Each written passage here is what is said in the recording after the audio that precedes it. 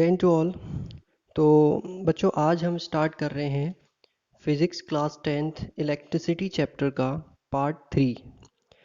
I hope इससे पहले जो चैप्टर के पार्ट 1 और 2 हमने एक्सप्लेन किए थे वो आपको अच्छे से समझ में आए होंगे और कोई दिक्कत नहीं होगी समझने में।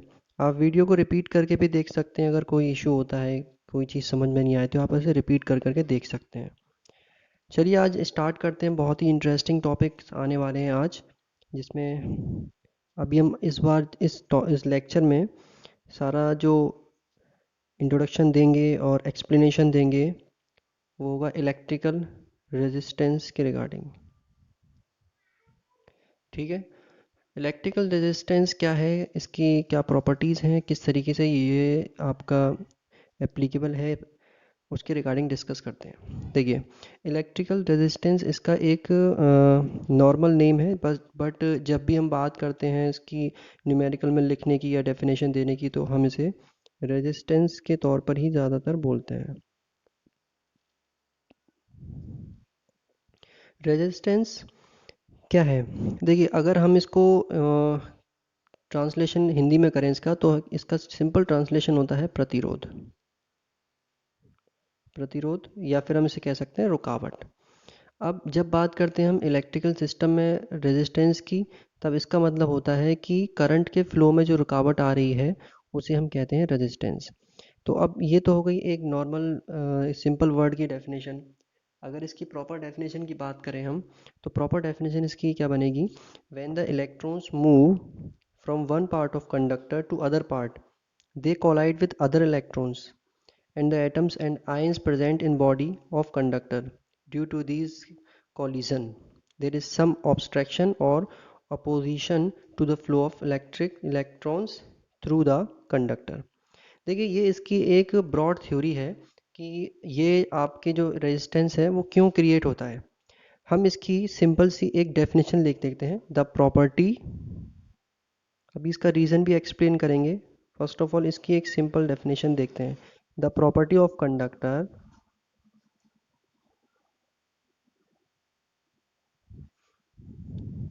Due to which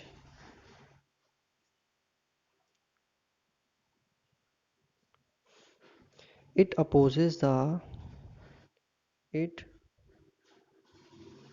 opposes the flow of current, the flow of current through it, through it is called resistance.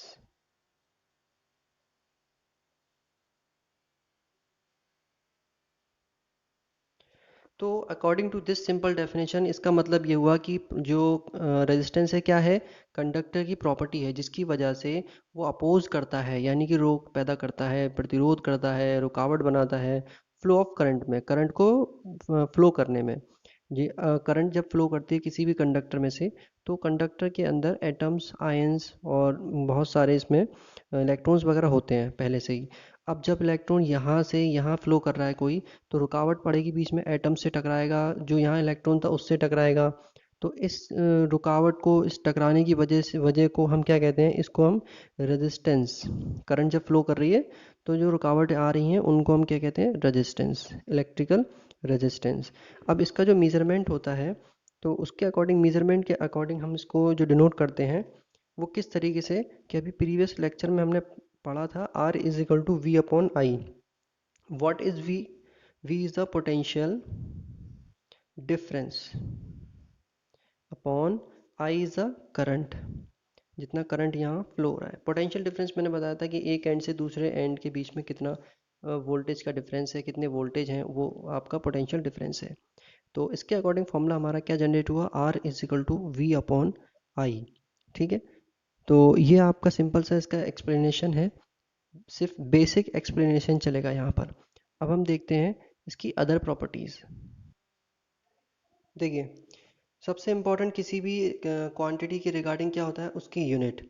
तो इसकी यूनिट क्या होगी, मैंने प्रीवियस लेक्चर में भी आपको बताई थी, ये आपका होमवर्क है कि what is the unit of resistance. ठीक है, बहुत ही सिंपल डेफिनेशन है ना।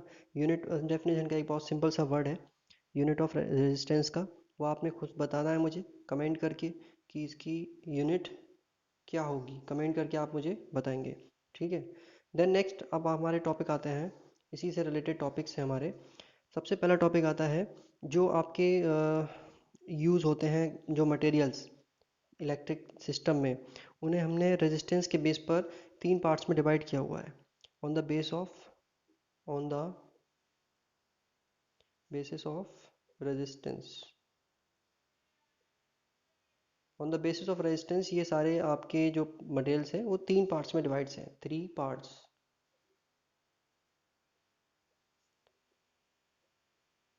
ठीक है, तो फर्स्ट पार्ट इसका क्या होता है कि पहले फर्स्ट टाइप के कैसे हैं, फर्स्ट टाइप के जो मटेरियल्स हैं उन्हें हम कहते हैं कंडक्टर्स। कंडक्टर्स की प्रॉपर्टी क्या होती है, बहुत ही सिंपल चीज़ है। कंडक्टर की प्रॉपर्टी ये होती है कि आपके जो कंडक्टर हैं वो ऐसे सब्सटेंस होते हैं जिनमें इलेक्ट्रिकल रेजिस्टेंस बहुत ही कम होता है, बिल्कुल लो लेवल पर होता है। तो हम इसको डायरेक्टली कह सकते हैं कि they have very low electrical resistance.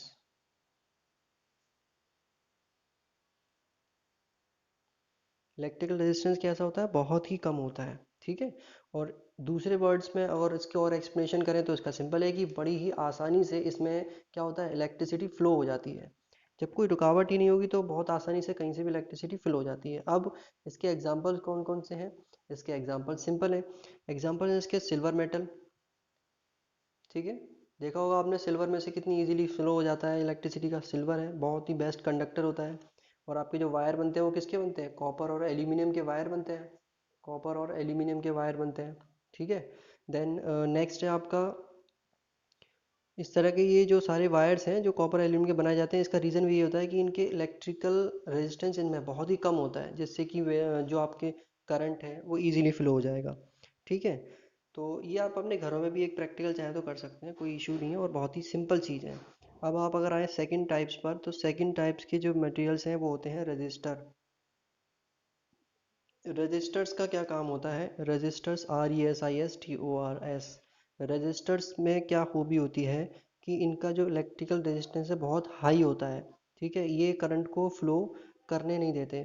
ठीक है, बहुत ही माइनर तरीके से करंट फ्लो होती है, बहुत मुश्किल है करंट फ्लो हो जाए इसमें। ठीक है ना, देखते हैं इसमें क्या है। तो रेजिस्टर्स की क्वालिटी हो गई, the substance which have a comparatively high electrical resistance. ठीक है, ये वो सब्सटेंस होते हैं, ये वो सब्सटेंस हैं जिनमें बहुत हाई हाई इलेक्ट्रिकल सब्सटेंस, बहुत हाई इलेक्ट्रिकल रेजिस्टेंस होता है, सॉरी, हाई इलेक्ट्रिकल रेजिस्टेंस। ठीक है, इलेक्ट्रिकल रेजिस्टेंस बहुत हाई होता है, करंट का फ्लो नहीं होगा। तो ये सारी चीज़ें होती हैं क्वालिटी में रेजिस्टर्स की। तो अगर हम इनके एग्जांपल लें तो याद है आपका नाइक्रोम, नाइक्रोम और मैग्नेम, these are the example of resistors. ठीक है, तो ये सबसे इंपॉर्टेंट क्वालिटी हमें इसकी क्या मिली कि ये क्या करते हैं रजिस्टर्स, कि हाई रेजिस्टेंस होता है इनका। ठीक है, तो ये ऐसी डिवाइस बनाने के लिए यूज़ किए जाते हैं रजिस्टर्स जिनमें हाई रेजिस्टेंस की ज़रूरत होती है और कम से कम करंट फ्लो कराना होता है, करंट का फ्लो हमें कम करना होता है। तो वहाँ पर हम क्या करते हैं, रजिस्टर्स का यूज़ करते हैं। ठीक है, आई होप सिंपल ही चीज़ है, समझ में आई होगी आपको। चलिए, नेक्स्ट टॉपिक है आपका, इसी में नेक्स्ट टाइप चलेंगे आप, इंसुलेटर्स। देखिए, नेक्स्ट टाइप्स हैं आपके इंसुलेटर्स। इंसुलेटर्स का भी रोल या फिर हम कहें प्रॉपर्टी लाइक इन रजिस्टर्स ही होती है, बट क्या है इसमें थोड़ा सा डिफरेंस। दो substances which have infinitely high electrical resistance R called insulator. यहाँ हमने एक वर्ड यूज़ किया है having infinitely, infinitely high resistance. ठीक है, इनफाइनेटली वर्ड का मतलब ये क्लियर कर रहा है कि अनलिमिटेड रेजिस्टेंस होता है इनके अंदर। अनलिमिटेड पावर होती है करंट को रोकने की, स्टॉप करने की तरफ। तो ये क्या होते हैं, इंसुलेटर। अब मैं इनके जब आपको एग्जांपल बताऊंगा तो आपको खुद ही दिमाग में समझ में आ जाएगा कि हम इन्हें कहाँ यूज़ करते हैं। इंसुलेटर में सबसे पहला एग्जांपल आता है रबर का। रबर, वुड, ठीक है। सिंपल, आपको ये समझ में आ गया होगा कि अब हम इन्हें कहाँ यूज़ कर रहे हैं, ठीक है। अब ये आपको कमेंट में बताना है कि हम इन्हें कहाँ यूज़ करते हैं। Comment mean that use of insulator, ठीक है। इंसुलेटर का इस्तेमाल हम कहाँ करते हैं ये आपको कमेंट में बताना है मुझे। आपको दो क्वेश्चन मैंने दिए हैं कमेंट के लिए, पहला ये और एक दूसरा क्वेश्चन, इससे पहले का क्वेश्चन था। तो ये अब तक की हो गई तीन टाइप्स हमारे। द नेक्स्ट नेक्स्ट हम चेक करते हैं कि आपका नेक्स्ट टॉपिक है कि रेजिस्टेंस जो है किन किन फैक्टर्स पर डिपेंड करता है। जब भी किसी कंडक्टर में करंट फ्लो करेगा तो उस पर रेजिस्टेंस होगा कुछ ना कुछ, बहुत माइनर हो तो ये भी होगा, ठीक है। तो वो किन चीज़ों पर डिपेंड करता है, तो हम कहते हैं फैक्टर्स अफेक्टिंग रेजिस्टेंस, ठीक है। तो ये वो फैक्टर्स हैं जिन पर रेजिस्टेंस डिपेंड करता है और इनकी वजह से वेरी करती है रेजिस्टेंस की वैल्यू। तो मैं आपको शॉर्ट में बताऊंगा, आपने खुद से नोट्स बना के लिखना है इन सब चीज़ों को। फर्स्ट ऑफ ऑल है लेंथ। ये किसकी लेंथ होगी, लेंथ ऑफ कंडक्टर, जिसमें आपका जो करंट है फ्लो कर रहा है उसकी लेंथ की बात हो रही है, इसकी लेंथ। लेंथ किसी भी कंडक्टर की जो लेंथ होती है उसके रेजिस्टेंस के डायरेक्टली प्रोपोर्शनल होती है। R is directly proportional to L. मैंने आपको प्रीवियसली बताया था कि प्रोपोर्शनलिटी साइन का क्या मीन होता है कि आर रेजिस्टेंस अगर इंक्रीज करेगा तो एल लेंथ भी इंक्रीज करेगी। अगर आप एल लेंथ को इंक्रीज कराएंगे तो रेजिस्टेंस आर भी इंक्रीज करेगा, ठीक है। अगर आपने कंडक्टर की लेंथ को 1 किलोमीटर की रेंज तक रखा है, 1 किलोमीटर लेंथ दी वायर है ना, तब इसका एक इसके अंदर जो रेजिस्टेंस अप्लाई होगा, एक वायर है 1 किलोमीटर की लेंथ का और एक वायर है आपका 1 मीटर की लेंथ का, दोनों में बहुत फर्क है, ठीक है। तो इनकी इसकी लेंथ ज़्यादा है और इसकी लेंथ कम है। इसको हम डिनोट कर सकते हैं L1 और L2 से, ठीक है। तो लेंथ इसकी ज़्यादा इसकी कम है, तो हम इसके अकॉर्डिंग, इस टर्म के अकॉर्डिंग बता सकते हैं कि रेजिस्टेंस इसका क्या होगा, ज़्यादा होगा, और रेजिस्टेंस इस टू सेकंड वायर का कम होगा कंपेयर टू दिस वायर। तो जितनी ज़्यादा लेंथ होगी उतना ही ज़्यादा क्या होगा, रेजिस्टेंस होगा। नेक्स्ट थिंग क्या होती है, जो फैक्टर है इफेक्ट करते हैं वो क्या है, area, area of cross section. Area of cross section में क्या है कि अगर कोई भी वायर, वायर है एक, जो वायर होता है, तो सपोज दैट ये मान लीजिए एक वायर है, इसका ये जो एरिया है ये इसे हम क्रॉस सेक्शन एरिया कहते हैं, यानी कह दीजिए थिकनेस, ठीक है। थिकनेस कह लीजिए इसको। तो इसकी जो रेडियस होगी, रेडियस चेक करेंगे हम, और रेडियस के बाद फिर हम इसका एरिया फाइंड आउट कर सकते हैं, किससे, एरिया ऑफ सर्कल से। Area of circle, area of circle से हम इसका एरिया फाइंड आउट कर सकते हैं, पाई आर स्क्वायर की हेल्प से रेडियस हमें मिल जाएगी। तो पुट करेंगे, ये इसका एरिया ऑफ क्रॉस सेक्शन मिल जाएगा, ठीक है। तो एरिया ऑफ क्रॉस सेक्शन निकालने के बाद हम बताएं, ये है इसका जो रिलेशन है, are is inversely proportional to the area of cross section. What is the significance or what is the meaning of this sign for the inversely proportionality? Inversely proportional, इस साइन का क्या मतलब है इन्वर्सली प्रोपोर्शनल का। इसका mean मैंने भी आपको पिछले लेक्चर में बताया था कि आर की वैल्यू अगर आप इंक्रीज करते हैं तो ए एरिया की वैल्यू डिक्रीज होगी। ऐसे ही अगर आप ए एरिया को इंक्रीज करेंगे तो आर की वैल्यू डिक्रीज होगी। इसका मतलब ये हुआ कि अगर आप एरिया को बढ़ाएंगे, ये जो एरिया है आपका, ये एरिया बढ़ाते चले जाएंगे तो रेजिस्टेंस क्या होगा, कम से कम होगा, रिवर्स होगी प्रोसेस। अगर आप इस एरिया को कम कर देंगे तो रेजिस्टेंस ज़्यादा से ज़्यादा हो जाएगा, ठीक है। तो ये इन दोनों के बीच का रिलेशन हो गया। अब अगर आप इसे कंबाइन कर दें इन दोनों को, तो हम इसे इस तरह से लिख सकते हैं, R is proportional to L upon A, ठीक है। प्रोपोर्शनलिटी का साइन रिमूव कराने के लिए हमें कोई ना कोई कांस्टेंट चाहिए होता है, और वो कांस्टेंट हम यहाँ पर जो अप्लाई करते हैं उसे कहते हैं रो। अगर हम इसे हटाएंगे, प्रोपोर्शनलिटी के साइन को इक्वल टू लगाएंगे, तो ये साइन लगाते हैं हम, इसे हम कहते हैं रो। L upon A. This is the sign. R is equal to rho L upon A. So what is the rho at there? Rho को हम कहते हैं resistivity of material. rho को हम क्या कहते हैं? Resistivity of material. Resistivity of material. जो हम मटेरियल यूज़ कर रहे हैं उसकी रेजिस्टिविटी क्या होता है? रो. ठीक है, इसको हम रो कहते हैं, RHO कह सकते हैं इसको. ठीक है, आई होप समझ में आ गई होगी, बहुत सिंपल चीज़ें हैं. तो अब जब आप इसको पूरा करेंगे तो यहाँ तक ये वैल्यू आएगी. अगर आपके क्वेश्चन आता है एग्ज़ाम में, what are the factors affecting resistance, तो आपने फर्स्ट ऑफ ऑल लेंथ को इंट्रोड्यूस कराना है, देन एरिया को इंट्रोड्यूस कराना है, देन उसके बाद यहाँ तक कंप्लीट करना है इसको, कि after combining two both of two conditions we get this, and then after this we get this. Question चाहे एक नंबर का हो या दो नंबर का हो, आपको यहाँ तक लिख कर आना है, ताकि एक भी नंबर के माइनस होने की, कटने की कोई गुंजाइश ही ना रहे. ठीक है, तो यहाँ तक आपको प्रॉपरली लिख कर आना है, और ये बताना है कि ये रो क्या है? रेजिस्टिविटी है. ठीक है, तो रेजिस्टिविटी क्या होती है, इसको हम एक और नेम से भी जानते हैं, स्पेसिफिक रेजिस्टेंस. याद रखिएगा इस चीज़ को. It is also known as specific resistance.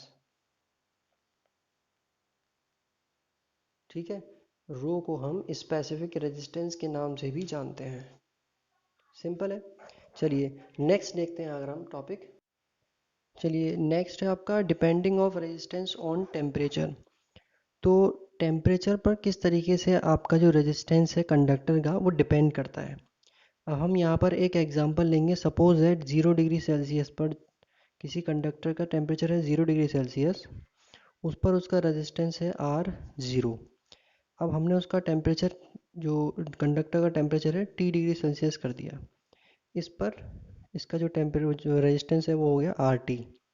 ठीक है, तो इन दोनों में किस तरीके से रिलेशन हम क्रिएट करेंगे, तो वो जो हम चेक करेंगे कि अब RT कितना है, उसे फाइंड आउट करने के लिए हमें ज़ीरो वाला पता था, तो RT को फाइंड आउट करने के लिए एक फॉर्मूला लगेगा simple. RT is equal to R0 1 plus alpha delta T. ठीक है, ये एक सिंपल सा फॉर्मूला अप्लाई होगा यहाँ पर, जिसकी हेल्प से आप ये चेक कर सकते हैं कि आर टी की वैल्यू कितनी है ना. चलिए देखते हैं इसको आगे. और इस फॉर्मूले के अंदर सिंपल क्या चीज़ है, जो टर्म्स हैं वो मैं आपको एक बार और समझा दूं. आर टी क्या है आपका इधर, ये टेम्परेचर टी पर रेजिस्टेंस. R0 क्या है, टेम्परेचर 0 डिग्री सेल्सियस टेम्परेचर पर रेजिस्टेंस, जो कि वैल्यू मोस्टली गिवन होती है. ठीक है, और नेक्स्ट यहाँ पर डेल्टा टी क्या है, टेम्परेचर में डिफरेंस टी माइनस ज़ीरो, तो आ गया टेम्परेचर डिफरेंस टी. तो हम डेल्टा टी की जगह पे टी भी पुट कर सकते हैं डायरेक्टली. देन नेक्स्ट है हमारा यहाँ पर एक अल्फ़ा. अल्फ़ा हमने ये जो यूज़ किया है, इसको हम क्या कहते हैं? अल्फ़ा. इस टर्म को हम क्या कहते हैं? अल्फ़ा. ठीक है, इसको, इसका नेम क्या है? Temperature coefficient of resistance. ठीक है, इसको हम कहते हैं टेम्परेचर कोफिशिएंट ऑफ रेजिस्टेंस. ठीक है, तो ये हो गया अल्फ़ा. ठीक है, इसकी हेल्प से आप यहाँ पर वैल्यू चेक कर सकते हैं. अब देखिए नेक्स्ट आता है आपका, अभी हमने जो प्रीवियस टर्म यूज़ किया था रेजिस्टिविटी, रेजिस्टिविटी को अगर आप डिफाइन करें तो उसकी डेफिनेशन क्या होगी? देखिए रेजिस्टिविटी की डेफिनेशन सिंपली हम मैथमेटिकल या न्यूमेरिकल वे में अप्लाई करते हैं, क्योंकि रेजिस्टिविटी जो टर्म है वो हमारा कांस्टेंट कांस्टेंट के वे में हमारे सामने आया है. तो अगर हम इसको डिफाइन करें न्यूमेरिकली तो क्या होगा? Resistivity of a substance is numerically equal to the resistance of a rod of that substance which is 1 meter long and 1 meter square in cross section.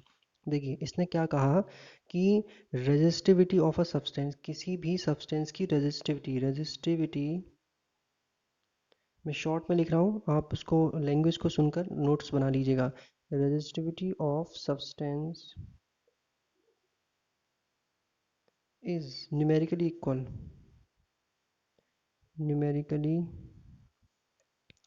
Equal to its resistance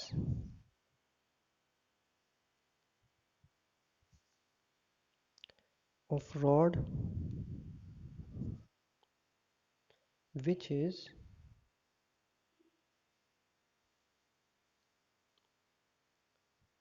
1 meter long and 1 meter square cross section area.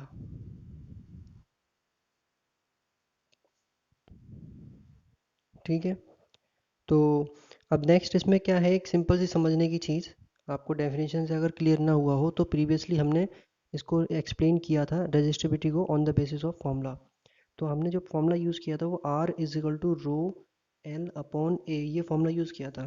अब हम इसको ए को यहाँ भेज दें और L को यहाँ नीचे दे आएँ, तो ये हो जाएगा आपका R into A upon L is equal to rho. हमने कहा कि ए यानी कि एरिया क्रॉस 1 मीटर स्क्वायर है और एल लेंथ कितनी है 1 मीटर है। तो वैल्यू अगर हम पुट कर दें इन दोनों की, ये 1/1 इज इक्वल टू रो। तो 1 और 1 cancel out, then R is equal to हो गया रो। यही बात हमने कही थी कि न्यूमेरिकली जो रेजिस्टिविटी है वो रेजिस्टेंस के इक्वल होगी अगर हम 1 मीटर की रॉड 1 मीटर स्क्वायर की क्रॉस सेक्शन की रॉड यूज़ करें। तो इसके लिए जो रेजिस्टेंस क्रिएट होगा उसमें रॉड में, वो इसकी रेजिस्टिविटी के इक्वल होगा। कंडीशन क्या लगाई हमने, एल और ए इनकी वैल्यू यूनिटी में ली है। ठीक है ना, तो ये हो गया आपकी रेजिस्टिविटी। चलिए नेक्स्ट टॉपिक देखते हैं। देखिए नेक्स्ट है आपका यूनिट ऑफ रेजिस्टिविटी। पहले भी बताया था जो भी क्वांटिटी आएगी मोस्टली उसके कुछ ना कुछ यूनिट्स आपको मिलेंगी। तो अगर हम रेजिस्टिविटी की यूनिट निकालें तो इस फॉर्मूले की हेल्प से हम फाइंड आउट कर सकते हैं। अब देखिए यहाँ रेजिस्टेंस R है, इसका मतलब क्या हुआ, इसकी यूनिट हो गई जो ओम। ठीक है, और यहाँ पर रेजिस्टिविटी की हमें पता नहीं है तो हम इसको एज इट इज़ लिख लेते हैं।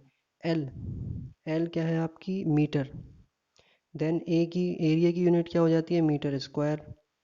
तो 1 मीटर से 1 मीटर कैंसिल हो गया। ठीक है, अब ये मीटर यहाँ चला जाएगा ओम के पास, तो रो की वैल्यू कितनी, यूनिट कितनी हो जाएगी ओम इंटू मीटर। ठीक है, ये आपका सिंपली यूनिट मिल गया रेजिस्टिविटी का। तो ये सिंपल से इंट्रोडक्शन थे रेजिस्टिविटी के रिगार्डिंग। अब हम नेक्स्ट लेक्चर में रेजिस्टिविटी के रिगार्डिंग जो फैक्टर्स हैं जो इसे इफ़ेक्ट करते हैं या इसके जो इंटरनल्स इंपॉर्टेंट टर्म्स हैं उस पर डिस्कस करेंगे। आई होप ये टॉपिक आपको समझ में आया होगा, बहुत ही इंटरेस्टिंग और सिंपल टॉपिक था। इसके बाद कुछ न्यूमेरिकल्स आएंगे, वो न्यूमेरिकल्स हम स्टडी करेंगे कि वो किस टाइप के न्यूमेरिकल्स हैं और कहाँ कहाँ अप्लाई होते हैं। ठीक है, हैव अ नाइस डे, मिलते हैं कल के लेक्चर में।